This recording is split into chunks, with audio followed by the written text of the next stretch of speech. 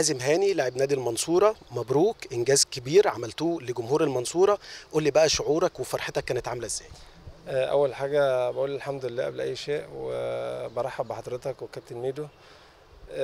بنحمد ربنا طبعا على الصعود، ومع إن ده مش المكان الطبيعي للمنصورة في المحترفين، احنا باصين لحاجة أبعد بكتير.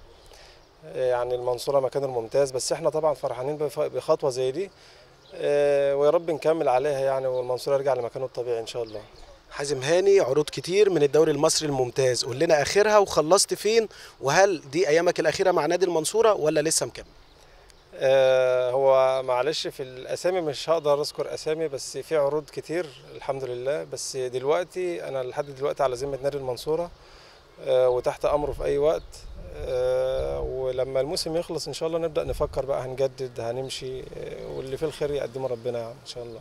ضغوطات كتيرة مريتوا بيها الفترة اللي فاتت، وضغط من الجمهور وضغط من الميديا. قول لي ازاي كلعيبة وانت كواحد من كباتن الفريق ازاي قدرتوا تتعاملوا مع اللعيبة صغار السن اللي موجودين وتخففوا عنهم الأحمال ازاي؟ هو الطبيعي اللي يلعب في نادي المنصورة لازم يبقى، او اي نادي دايما بينافس لازم يبقى عامل حسابه ان هو دايما هيبقى تحت ضغط.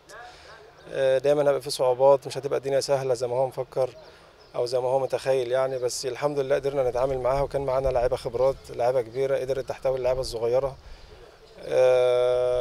واحنا كملنا بعض. اللعيبه الصغيره بتحترم الكبيره وبتسمع كلامهم توجيهاتهم، بيحاولوا يجتهدوا على قد ما يقدروا. بنستفاد برضو يعني، اللعيبه الصغيره بتفيد النادي بمجهودها وتعبها، واللعيبه الكبيره بخبراتها بقى بتقدر تسيطر على الموقف وبتطلع منهم احسن حاجه عندهم. وده اللي حصل يعني الفتره اللي فاتت.